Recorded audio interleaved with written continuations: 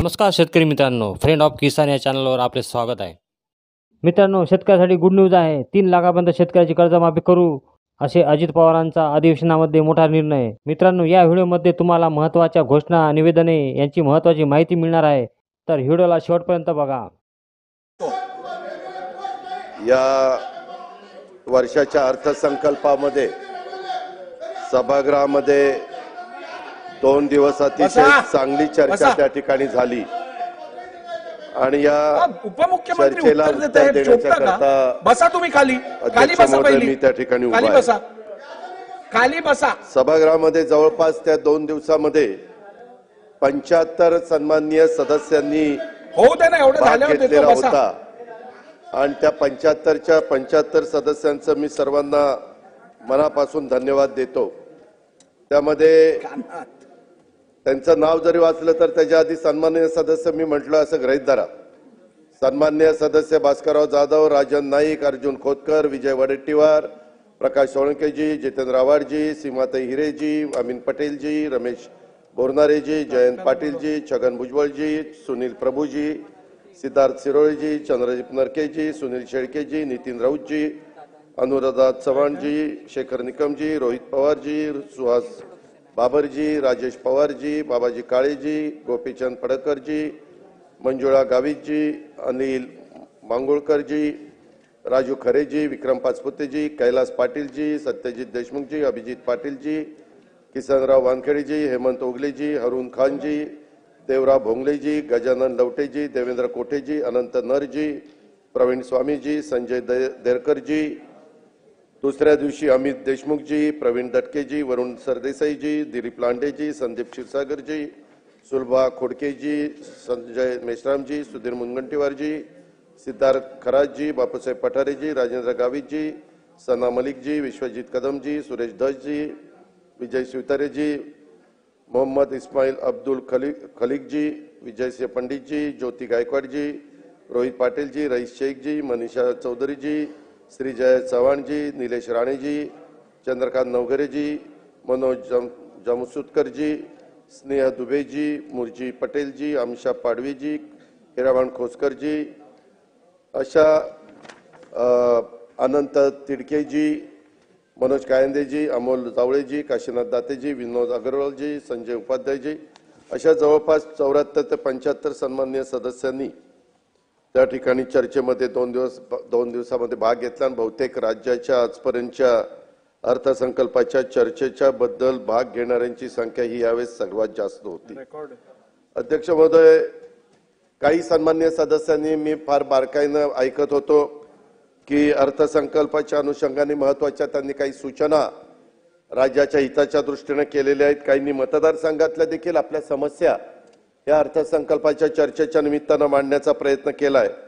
परंतु सर्व सन्माननीय सदस्यांची निश्चितपणे सरकार म्हणून, विभागाचा मंत्री म्हणून आम्ही त्यांच्या मागण्यांची नोंद घेतलेली आहे आणि त्यावर योग्य ती कारवाई करण्याचा देखील सरकारचा, आमचा विभागाचा त्या ठिकाणी प्रयत्न राहणार आहे.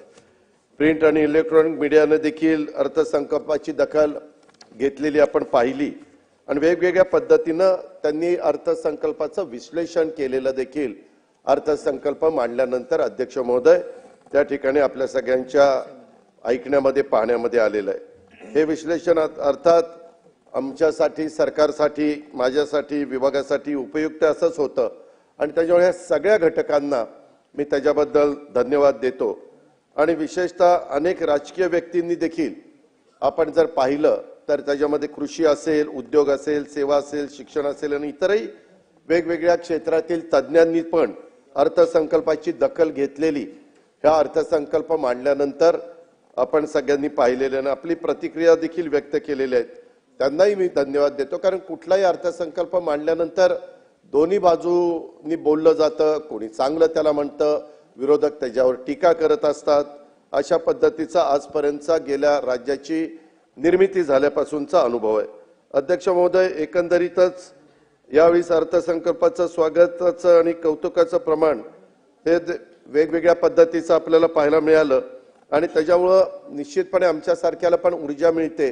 कारण आम्ही जे काम करतोय, सरकारने जे प्रचंड मोठ्या संख्येने अध्यक्ष महोदय, यावेळेस महायुतीच्या सरकारला त्या ठिकाणी निवडून दिलेलं आहे.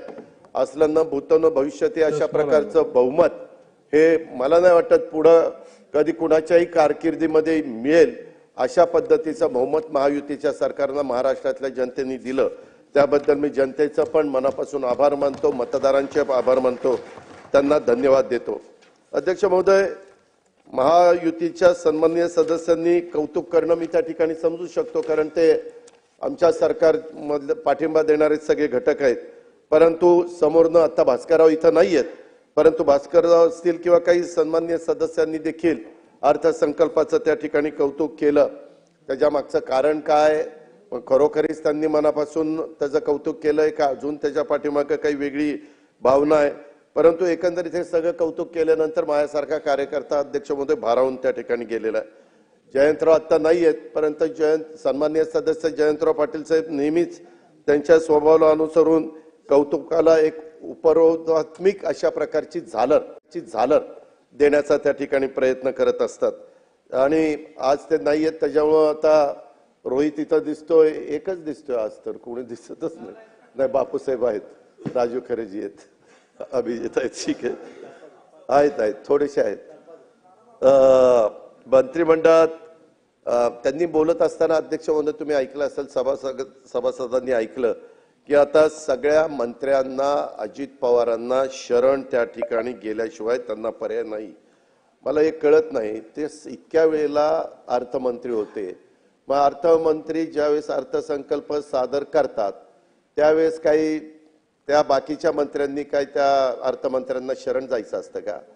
खरं त्यांच्यासारख्या व्यक्तीकडनं अशा प्रकारची अपेक्षा शरण जाणं किंवा इतर काही गोष्टीचा उल्लेख, शब्दांचा उल्लेख करणं अध्यक्ष महोदय हे काही बरोबर नाही.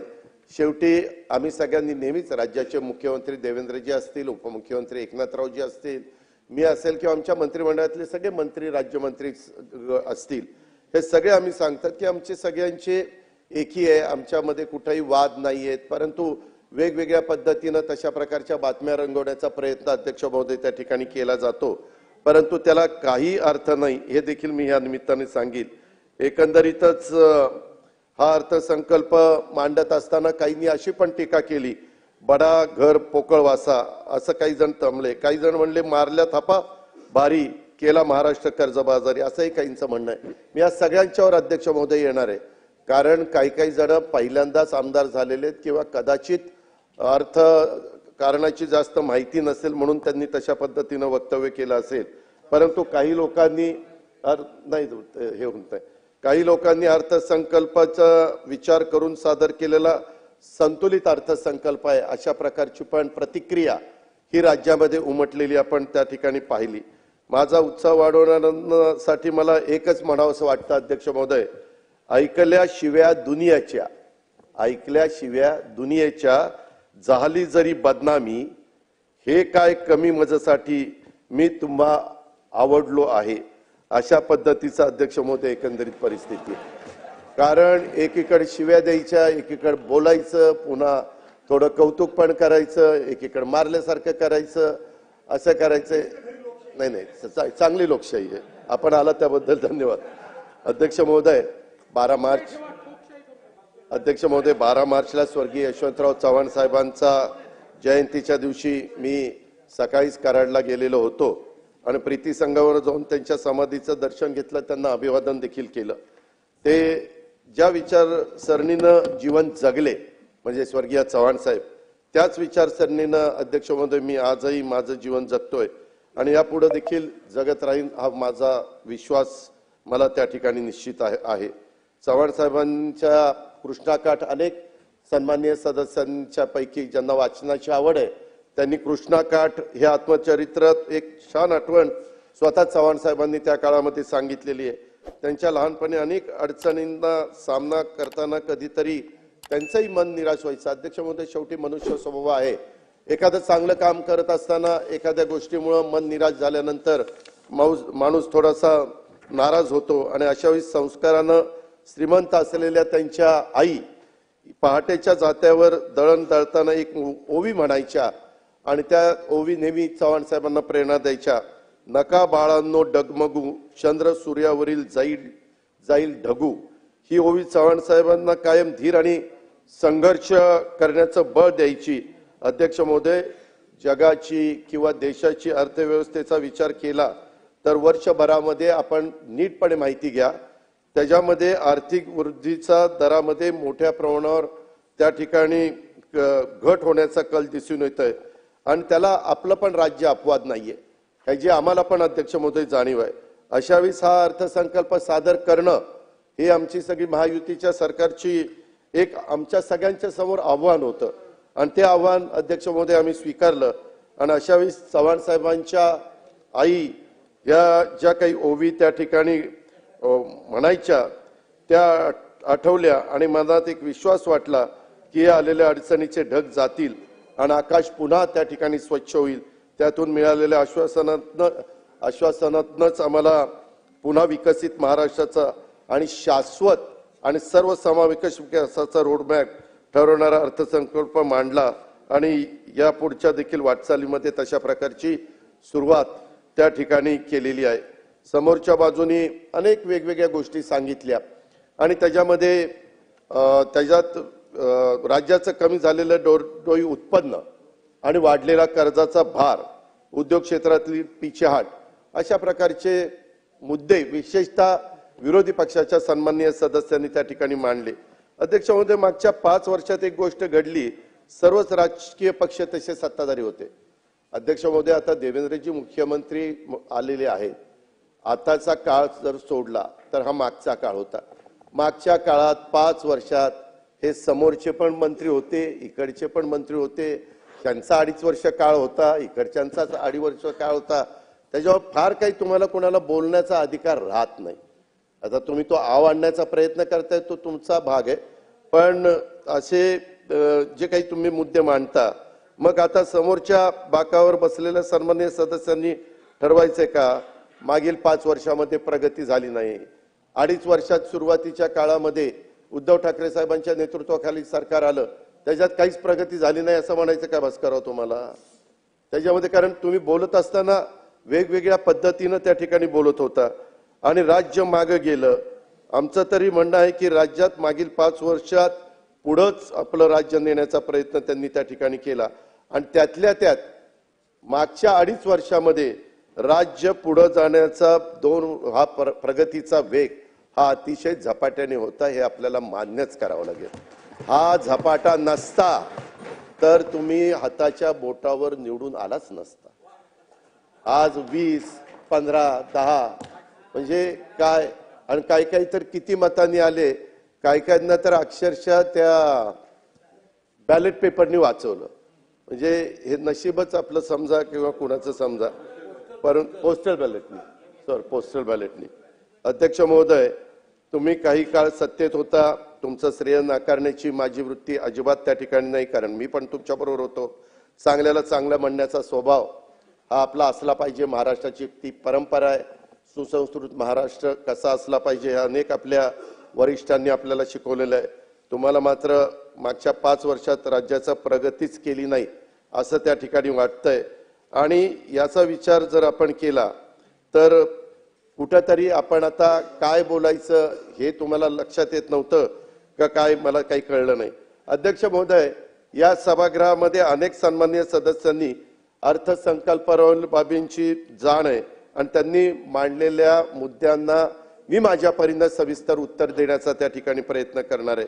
तत्पूर्वी एक आव्हान मी विशेषतः माझ्या समोरच्या सन्माननीय सदस्यांना त्या ठिकाणी करतो.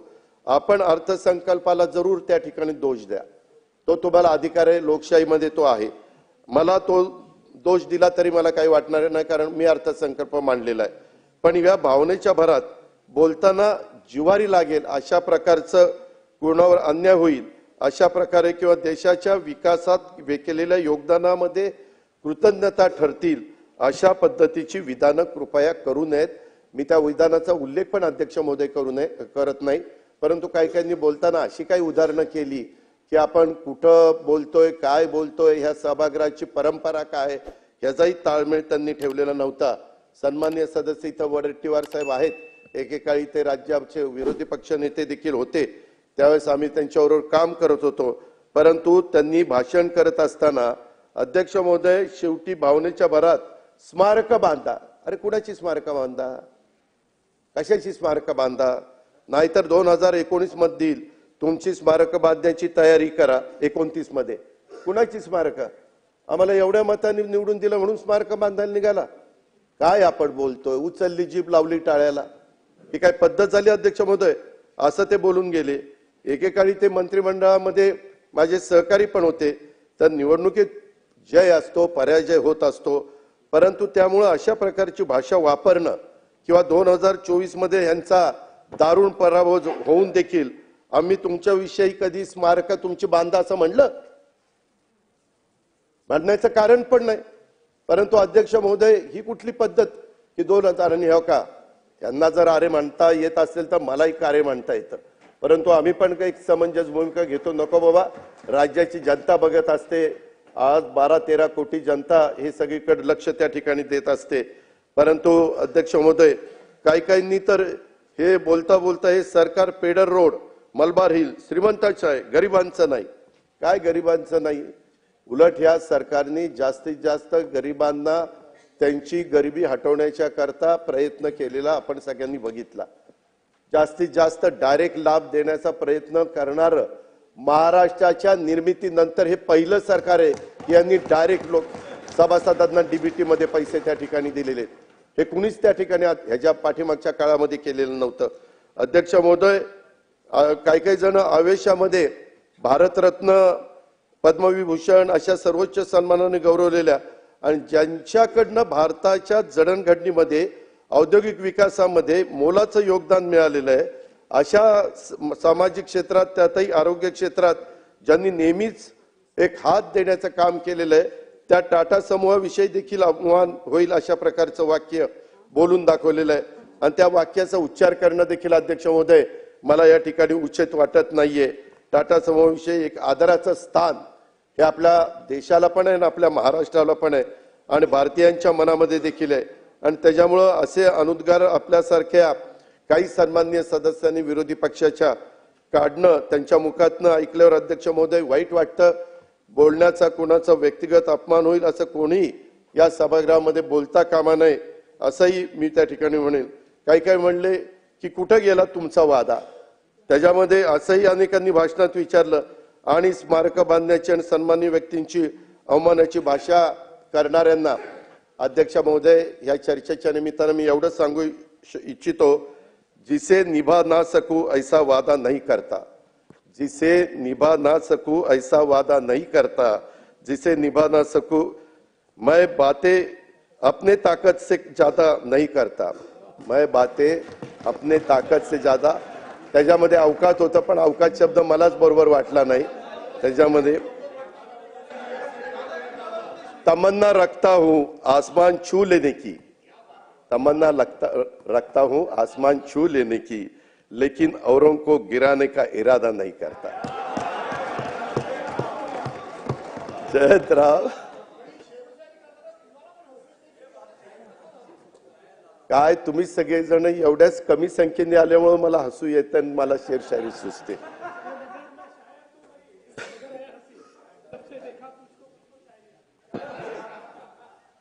या अर्थसंकल्पात मागील काही वर्षांमधल्या योजना बंद केल्याचा प्रसार माध्यम पण अध्यक्ष महोदय सातत्याने दाखवत आहेत आणि सभागृहातल्या पण काही सदस्यांनी त्याच्याबद्दलचा उल्लेख त्या ठिकाणी केला.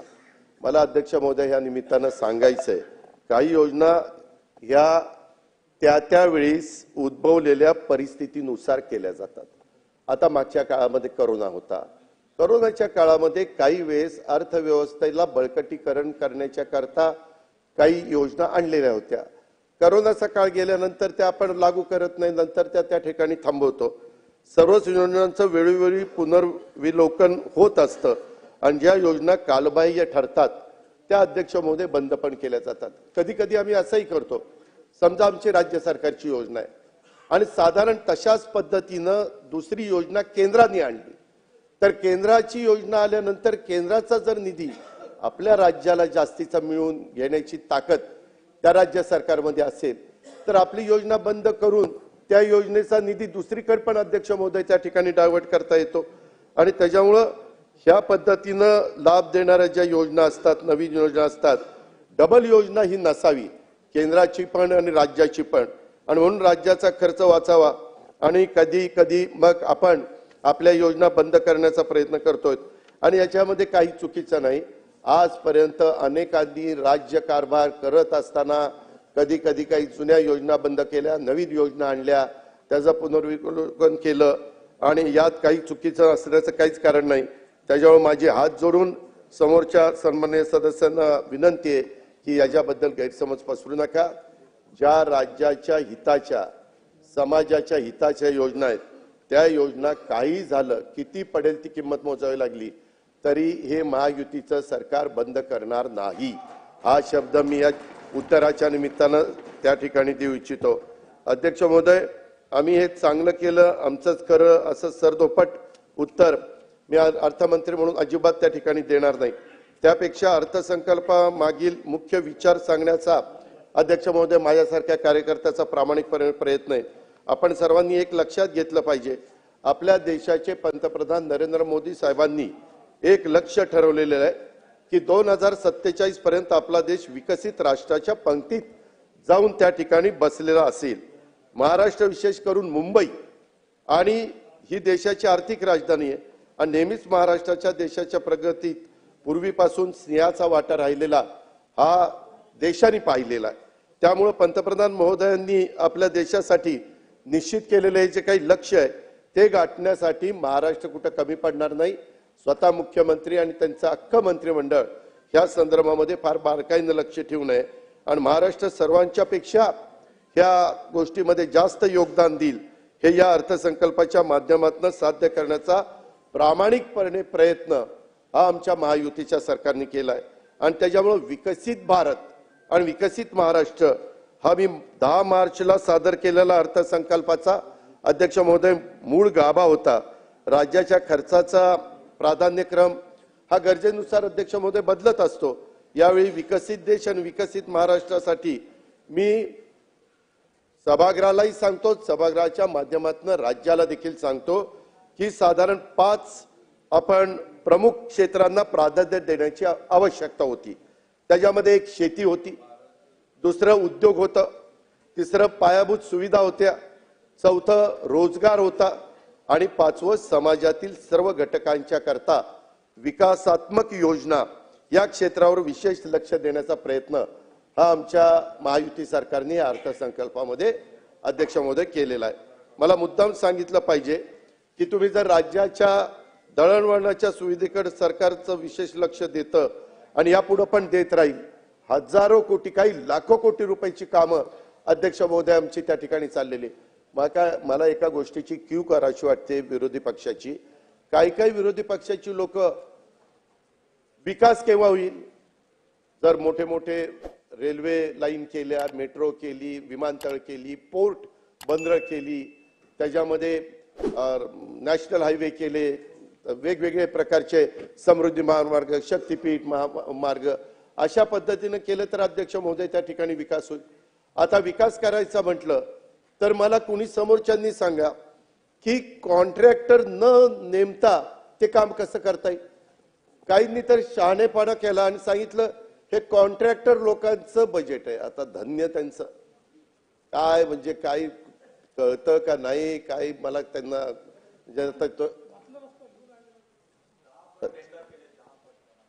टेंडर 10 पट दिले तर दाखवा ना की बाबा हे टेंडर असं असताना 10 पट दिलंय, आम्ही त्याची चौकशी करू ना. परंतु उगीच काहीतरी कसं काय बरळतात म्हणणार नाही पण बोलतात. अध्यक्ष महोदय, मला मुद्दाम सांगितलं पाहिजे. एक उदाहरण अध्यक्ष महोदय मी ह्या निमित्तानं राज्याला देतो. रस्त्यांचं जाळं वाढलं तर कंपन्यांच्या उत्पादकतेमध्ये वाढ होते हे सांगायला म्हणजे कुणी शेंबडं पोरगं देखील ते सांगेल. शेतकऱ्यांच्या वाहतुकीवरचा खर्च त्या ठिकाणी अध्यक्ष महोदय कमी होतो कारण रस्ते चांगले झाले. आता समृद्धी महामार्गावरून अनेक जण जातात, अटल सेतूवरून अनेक जण जातात, वेळेची बचत होते. कितीतरी कोस्टल रोडवरून जातात, बांद्रावरी सिलिंग वरून निघालं तर जिमखाना आपला पोलीस जिमखान्याला आपण 7 मिनिटांमध्ये येतो. कधी कुणी विचार केला होता का? अध्यक्ष महोदय, ह्या गोष्टी कराव्या लागतात.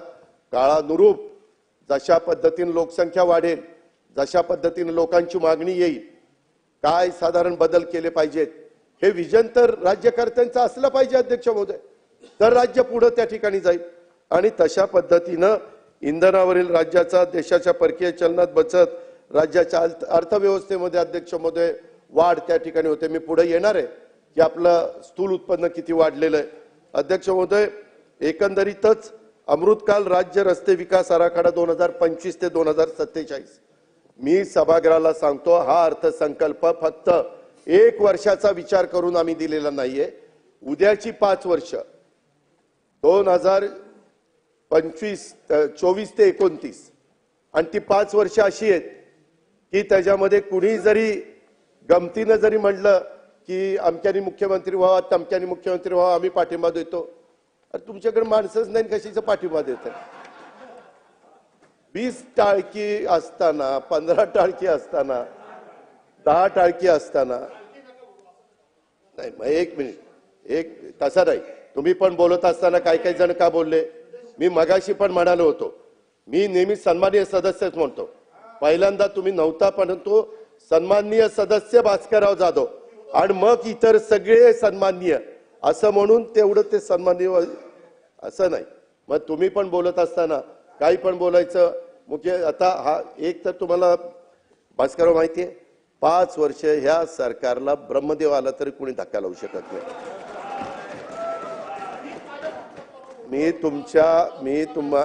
मी अध्यक्ष महोदय हे सगळे बोलत असताना मी कधी त्यांना डिस्टर्ब केलं नाही. गप खाली मान घालून ऐकत होतो. ते मला इकडून मारत होते, तिकडून मारत होते, मी आपलं करतो. अध्यक्ष महोदय, गरीब विचारच आहे ना, म्हणून तर इथं बसलोय.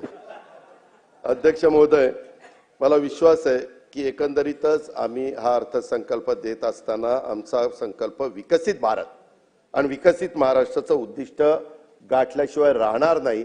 ह्या उत्तराच्या निमित्तानं मी महाराष्ट्रातल्या जनतेला सांगतो. कारण आज दिल्लीमध्ये देखील मोदी साहेब आहेत. आम्ही एखादा चांगला प्रोजेक्ट त्या ठिकाणी नेला तर ते त्याला प्रतिसाद देतात. पहिलंच मूर्तिमंत उदाहरण आम्ही सगळ्या महाराष्ट्राला सांगितलं. पहिल्या कॅबिनेटला देशाचे पंतप्रधान मोदी साहेब झाल्यावर कुठला महत्वाचा निर्णय झाला तर संपूर्ण जम्मू काश्मीर कन्याकुमारी पर्यंत वाढवण बंदर मंजूर केलं. 75,600 कोटी का 76,200 कोटी एवढे पैसे मंजूर केले. आज चेष्टा आहे अध्यक्ष महोदय. अशा पद्धतीनं हे सगळं काम चाललंय. आणि मी सभागृहाला सांगेल, काही काही जण म्हणले हे शेतकऱ्यांचं बजेट नाहीये. कसं शेतकऱ्यांचं बजेट नाही? कृषीचा 23-24चा विकास दर 3.3% होता आणि आता आम्ही लोकांनी ह्या सरकार गेले 2.5 वर्ष सातत्याने शेतकऱ्यांच्या पाठीशी उभं राहिलं. त्यामुळे 24-25 मध्ये कृषीचा विकास दर 8.7% गेला. 3 वरून 8.7% कृषी क्षेत्रामध्ये AI तंत्रज्ञान, कृत्रिम बुद्धिमत्तेचा वापर हा आम्ही आणला. जयंतराव, तुम्ही तिथे गेला होता ना पाहायला, ते आपण अर्थसंकल्पामध्ये घेतलेलं आहे. त्याच्यामध्ये त्याला 500 कोटी रुपयाची तरतूद केलेली आहे. आम्हाला केलेली आहे.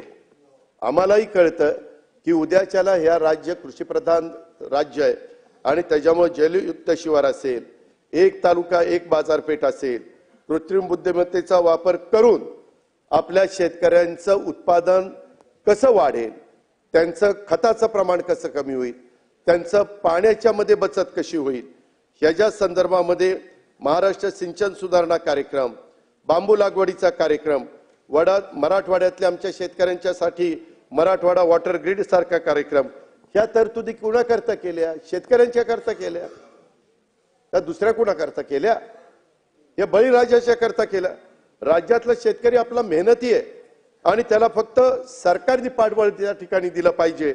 आणि आपण नेहमी म्हणतो की शेतकऱ्यांनी आधुनिकतेची कास धरली पाहिजे आणि ही AI ची सुविधा निर्माण करून देण्याची सरकारची जबाबदारी आहे आणि ती जबाबदारी वेळीच सरकारने त्या ठिकाणी ओळखली. आणि म्हणूनच पीक नियोजनाचा सल्ला देण्यासाठी आणि त्याची उत्पादकता वाढवण्यासाठी AI तंत्रज्ञानाच्या वापराला प्रोत्साहन सरकारने द्यायचं ठरवलेलं आहे. अध्यक्ष महोदय, मी विश्वासाने सांगतो की AI तंत्रज्ञान येणाऱ्या काळात कृषी क्षेत्राला नवी संजीवनी त्या ठिकाणी देईल आणि त्यातून महाराष्ट्राचा शेतकरी हा निश्चितपणे त्या ठिकाणी समृद्ध होईल. अध्यक्ष महोदय, इथं सभागृहात बसणाऱ्या काही शेतकऱ्यांनी जाऊन बघितलेलं आहे. पहिलं ते ऊसाचं टनेज होतं 60-70, 100 टनाच्या पुढे जयंतराव गेलं की नाही टनेज. आज टनेज वाढल्यानंतर त्याचा डायरेक्ट इनडायरेक्ट फायदा शेतकऱ्यालाच अध्यक्ष महोदय होणार आहे. म्हणजे 100च्या पुढे पार 145 बरोबर आहे, पण सांगताना एकदम 145 म्हणल्यानंतर हे म्हणतील आहे ना दिवसा बोलतोय का रात्री बोलतोय म्हणून म्हणलं 100च्या पुढे. संबंध हे तुम्हाला माहिती आहे, बाकीच्यांना नाही ना माहिती. अध्यक्ष महोदय, सरकारवर बोजा पडतो ही गोष्ट खरी आहे, त्याच्यामध्ये थोडीशी तूट देखील वाढते, परंतु आम्ही विचारपूर्वक 45 लाख 3 हॉर्सपॉवर 5 हॉर्सपॉवर 7.5 हॉर्सपॉवरच्या शेतकरी वर्गाला आम्ही त्या ठिकाणी मोफत वीज देण्याचा निर्णय घेतला. हा शेतकऱ्यांच्या करता घेतला नाही. एआयचं तंत्रज्ञान विकसित करण्याच्या करता जसं आम्ही पावलं उचलली तशा पद्धतीने हाही महत्वाचा निर्णय. आपण याची आठवण त्या ठिकाणी ठेवली पाहिजे की करोनामध्ये सर्व क्षेत्राची कामगिरी ढासळलेली होती, फक्त कृषी क्षेत्राने त्यावेळेस देशालाही तारलं आणि राज्यालाही तारलं. हे आम्ही अध्यक्ष महोदय कदापि विसरू शकत नाही. आणि म्हणूनच शेतकरी, शेती आणि राज्य सरकारच्या प्राधान्यक्रमानुसार महत्वाचा घटक हा आम्ही त्या ठिकाणी मानतो. आणि म्हणूनच हा अर्थसंकल्प मी कृषी क्षेत्रासाठी 9,700 कोटी रुपयाची भरीव तरतूद केली. अध्यक्ष महोदय, ही आज अर्थसंकल्प आहे. आपण बघितलेले पुरवणी मागण्या देखील पुढे जुलैमध्ये येतील, पुन्हा डिसेंबरमध्ये येतील. त्यावेळेस आम्हाला जिथं वाटेल, काही जण म्हणले अरे इथं तरतूदच केली नाही. अरे ती तरतूद जरी आता कमी झालेली असली तरी आम्हाला पावसाळी अधिवेशन आहे, हिवाळी अधिवेशन आहे, त्याच्यामध्ये देखील काही कामकाज दाखवलं पाहिजे. नाहीतर तुम्ही कसं कामकाजात भाग घेणार, कसं तुम्ही मुद्दे काढणार, त्याच्याकरता काही व्यवस्था करावी लागती. म्हणून ज्यांच्या मनामध्ये आपल्या भागाला कमी निधी दिला असं वाटत असेल तर त्यांना पुढे देखील निधी दिला जाणार आहे. कृपया गैरसमज त्यांनी करून घेऊ नये, विभागांनी करून घेऊ नये आणि त्या रिजननी पण त्या ठिकाणी करून घेऊ नये. अध्यक्ष महोदय, आज 9,700 कोटी रुपये देत असताना याच्यातनं शेतकरी सक्षम होईल याचा उल्लेख मी त्या ठिकाणी केला. त्याच्यामध्ये $1 ट्रिलियन इकॉनॉमी करण्याचं, जसं $5 ट्रिलियन करण्याचा पंतप्रधानांचा एक स्वप्न आहे, विजन आहे, तसं आमचं राज्याचं $1 ट्रिलियन करण्याचं स्वप्न आहे. आणि विकसित भारत, विकसित महाराष्ट्र करण्यात शेतकऱ्यांचा आणि शेती क्षेत्राचा देखील वाटा हा मोठा राहणार आहे. अध्यक्ष महोदय, मला खूप सन्माननीय सदस्यांनी असं सांगितलं की शेतकऱ्यांच्या करता काही दिलं नाही सरकारने. मी सुरुवातीला सांगितलं 8.7% कृषीचा विकास दर गेलाय.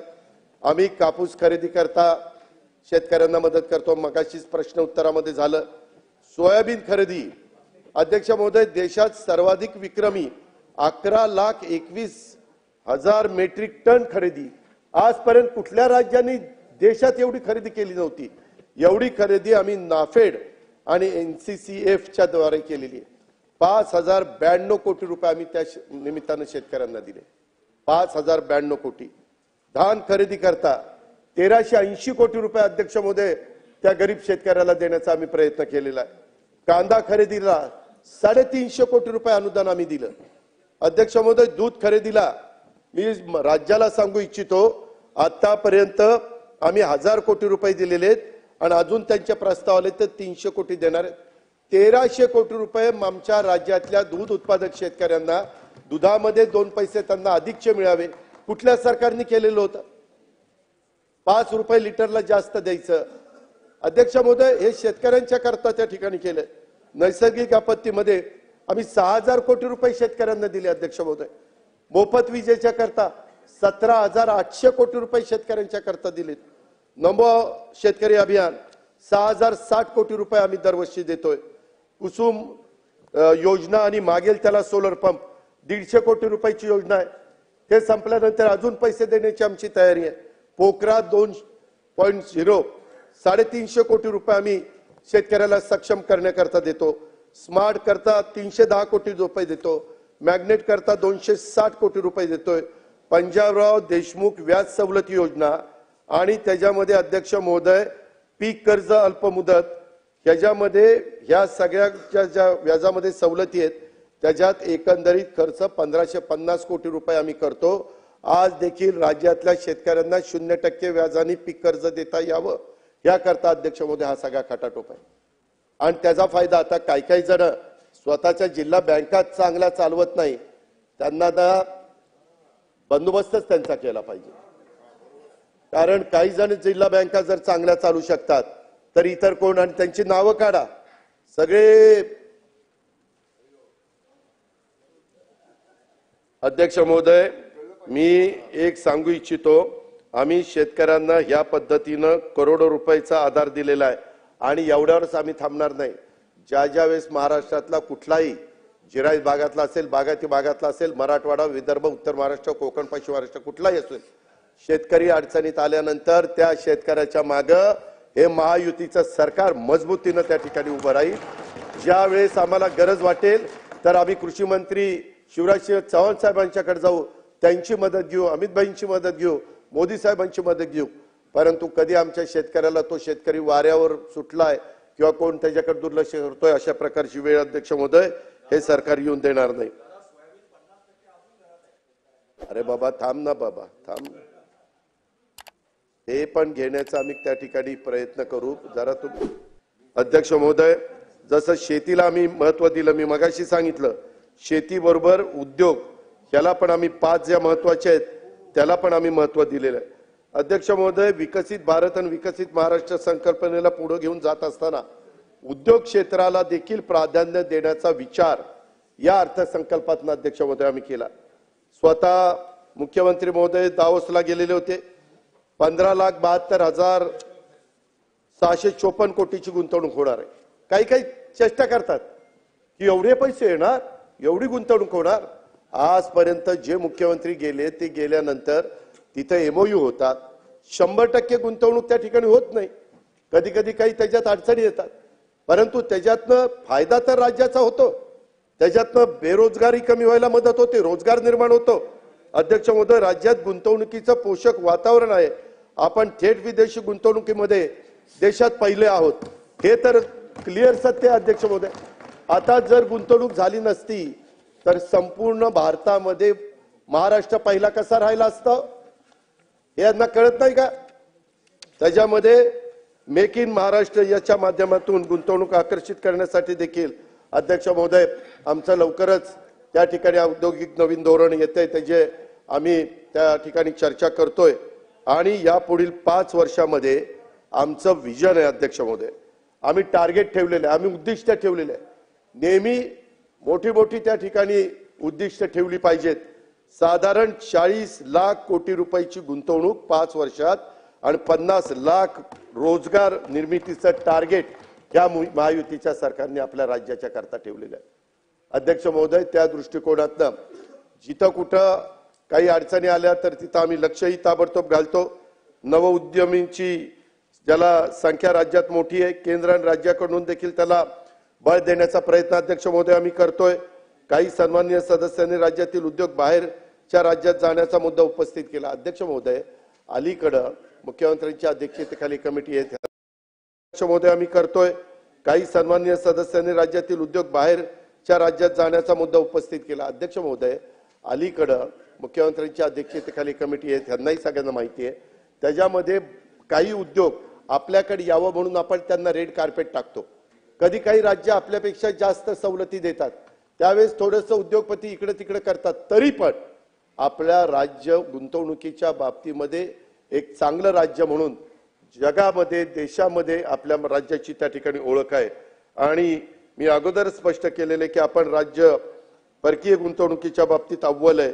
परकीय गुंतवणूक आपल्या भागातले उद्योग बाहेर जाऊ नये याची पण पूर्ण दक्षता आम्ही घेतोय, त्यामुळं कुणी अधिक चिंता करण्याचं कारण नाही। पण विरोधकांच्याही लक्षात एखादी गोष्ट गंभीर आली आणि ती राज्याच्या हिताची असली तर केव्हाही तुम्ही मुख्यमंत्र्यांना आम्हाला कोणाला सांगा, आम्ही ताबडतोब ते राज्याचं हित म्हणून त्याच्यात विरोधाला विरोध न करता राज्याचं भलं होत असताना आम्ही त्याच्यामध्ये पॉझिटिव्हच विचार त्या ठिकाणी करू, ही पण गोष्ट मी या निमित्तानं सांगतो। अध्यक्ष महोदय राज्याचा विकास दर आता 7.5% असताना $1 ट्रिलियन इकॉनॉमीचं स्वप्न कसं पूर्ण होईल असं पण काही सन्माननीय सदस्यांनी विचारलं। मी मुद्दाम त्यांना लक्षात आणून देतो, सरकारने राज्यापुढे ठेवलेलं हे जे काही उद्दिष्ट आहे ते सरकार नेहमी तुम्ही प्रशासनाला आम्ही टार्गेट देतो। जसं आता मुख्यमंत्र्यांनी 100 दिवसाचा एक आम्ही कार्यक्रम हातामध्ये घेतलेला होता, तो कार्यक्रम हातामध्ये घेतला म्हणून प्रशासन कामाला लागलं, त्यांच्या स्पर्धा लावली, त्याच्यामुळे चढाओढ सुरुवात झाली। अध्यक्ष महोदय, खेळात जसं स्पर्धा असते तशा पद्धतीनं राज्यामध्ये देखील स्पर्धा असते आणि त्या पद्धतीनं आम्ही प्रशासनाला सतत कार्यरत ठेवण्याचा प्रयत्न या निमित्तानं करत असतो। त्यांना कुठंतरी आमच्या डोळ्यासमोरचं जे विजन आहे त्याच्यातनं त्यांना उद्दिष्ट देत असतो की बाबा तुमचं या वेळेचं उद्दिष्ट इतकं राहणार आहे आणि त्या पद्धतीनं ती यंत्रणा काम करत असते।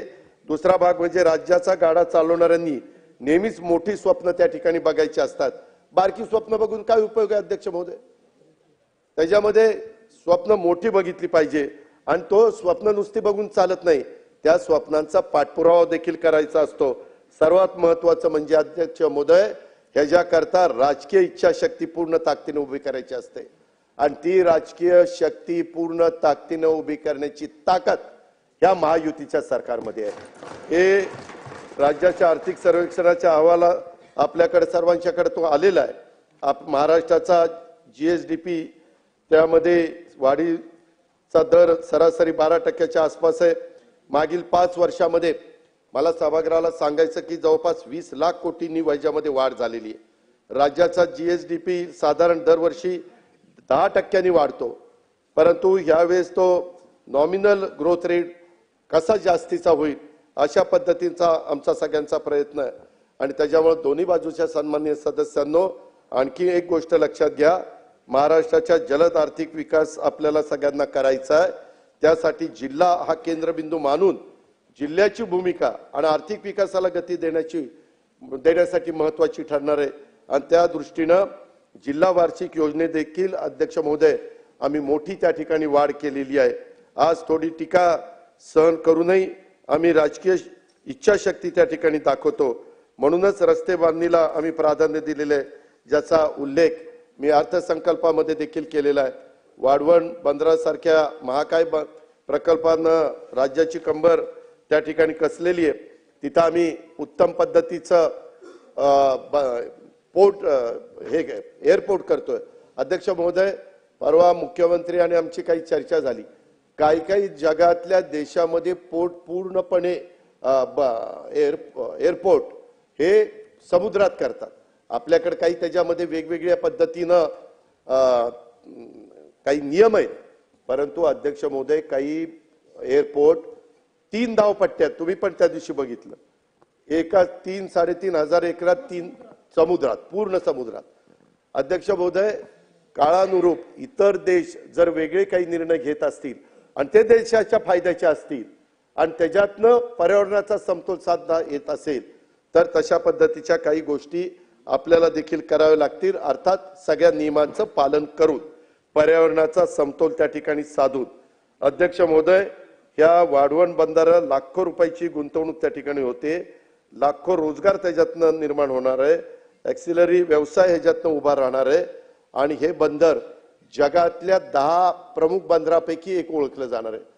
आपल्या JNPTच्या 3.5 पट मोठं, म्हणजे पहिल्या टप्प्यात तरी एवढं मोठं आहे। अध्यक्ष महोदय, नवीन मुंबईमध्ये आंतरराष्ट्रीय विमानतळ सुरू होण्यासाठी मी सांगितलं होतं एप्रिल एंडला, परंतु मी कालच माहिती घेतली, जून 2025 मध्ये डोमेस्टिक त्याच्यामध्ये विमान सुरू करण्याचा आमचा सगळ्यांचा प्रयत्न राहणार आहे आणि हे सगळं त्याच्या संदर्भामध्ये वेगवेगळ्या ठिकाणी आपण पोर्ट उभे करतोय, राज्यातल्या महानगरात मेट्रोचं जाळं आपण उभं करतोय, उद्योगाचे वेगवेगळे क्लस्टर्स आपण त्या ठिकाणी तयार करतोय, पायाभूत सुविधा प्रकल्पामुळे राज्यात उद्योगांना पूरक असं वातावरण अध्यक्ष महोदय या महायुतीच्या सरकारने तयार करायचं चालवलेलं आहे आणि आपल्या राज्यात विदेशी गुंतवणूक मोठ्या प्रमाणावर आकर्षित करण्याचं काम आम्ही करतोय आणि त्याला प्रथम प्राधान्य विदेशी गुंतवणूकदार पण महाराष्ट्राला देत आहेत।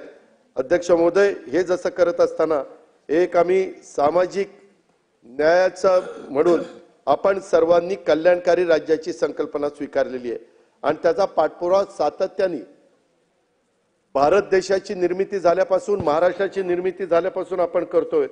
जोपर्यंत मागे राहिलेल्या समाज घटकांना आपण संधी देत नाही, त्यांना बळ सरकारकडनं मिळणार नाही, तोपर्यंत विकसित महाराष्ट्राचं स्वप्न अध्यक्ष महोदय कदापि पूर्ण होऊ शकणार नाही. आणि त्यामुळं अनुसूचित जाती आणि अनुसूचित जमातीच्या योजनांच्या करता देखील तरतुदीमध्ये वाढ करण्याचा निर्णय अध्यक्ष महोदय आम्ही घेतला. मी पेपरला वाचतो, टीव्हीला बातम्या येतात, इथं आमचं कमी केलं, कमी अजिबात तसं झालेलं नाही. अनुसूचित जाती अनुसूचित जमातीच्या उपाययोजनांना 40% वाढ आम्ही प्रस्तावित केलेली आहे. इतर मागासवर्ग, विमुक्त जाती, भटक्या जमाती, विशेष मागास प्रवर्गातील समाज, धनगर, अपंग, अल्पसंख्याक या साठी देखील भरीव तरतूद अध्यक्ष महोदय आपण केलेली आहे. मला सांगायचंय 24-25 मध्ये अध्यक्ष महोदय अनुसूचित जाती घटक कार्यक्रमासाठी 15,893 कोटी रुपये होते आणि 25-26 मध्ये लाडकी बहीण योजना त्याच्यातली वगळून 18,698 कोटी रुपयाची तरतूद आहे. म्हणजे वाढलेली आहे ह्याच्यामध्ये, कारण नसताना त्याच्यात वाढ तर 18%, त्याच्यात सगळी मिळून बघितली तर 42%, अनुसूचित जमातीमध्ये 19% वाढ आहे, ते लाडक्या बहिणीची यादी वगळून, आणि सगळी धरून 40% वाढ आहे. अध्यक्ष महोदय, आदिवासी उपाययोजनाच्या धर्तीवर 22 योजना आम्ही गौरवी समाज आणि धनगर समाजाला त्या ठिकाणी देतोय. दिव्यांग व्यक्तींच्यासाठी आम्ही 1526 कोटी रुपयाची तरतूद त्या ठिकाणी केलेली आहे. मी मगाशी जे सांगितलं की आम्ही राज्यांनी संकल्पना स्वीकारलेली आहे की समाजातला जो घटक गरीब आहे त्याला इतरांच्या बरोबर आणण्याचं काम करायचंय. ह्या पद्धतीने अध्यक्ष महोदय आम्ही पुढे चाललोय.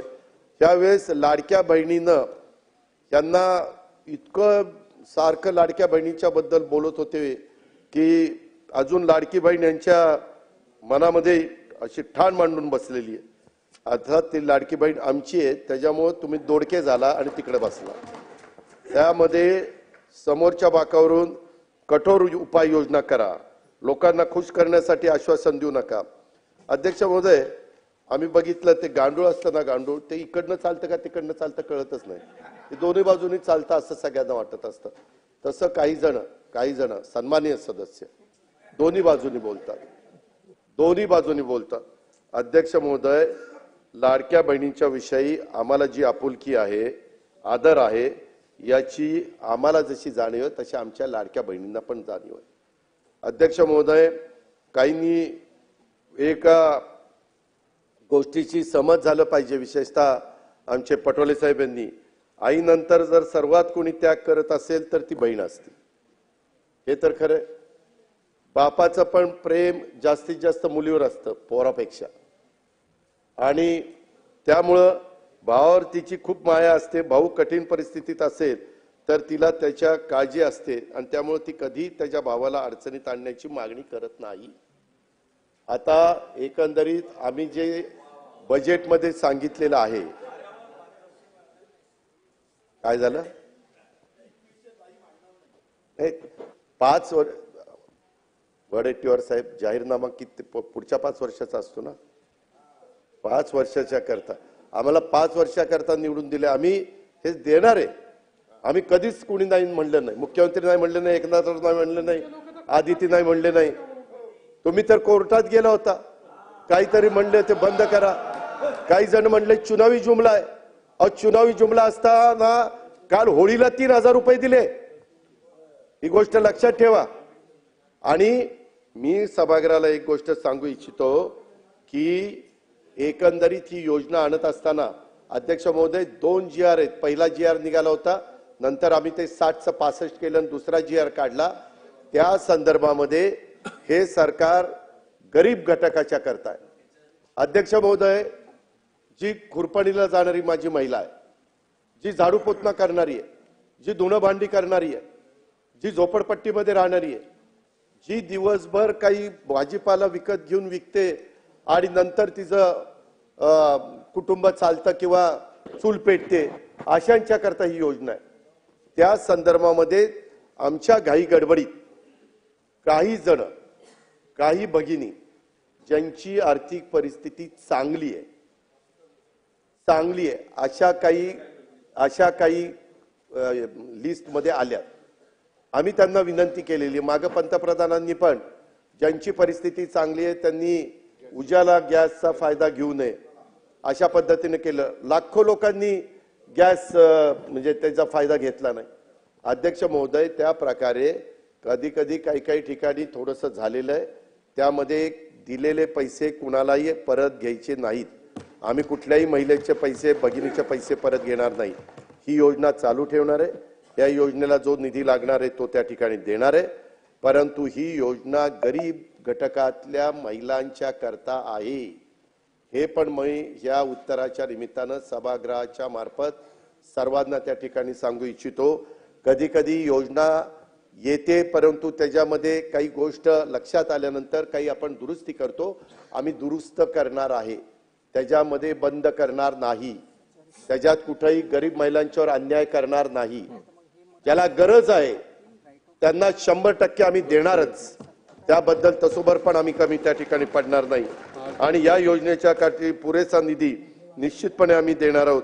हे विश्वास मी माझ्या महाराष्ट्रातल्या तमाम बहिणींना या निमित्तानं देऊ इच्छितो.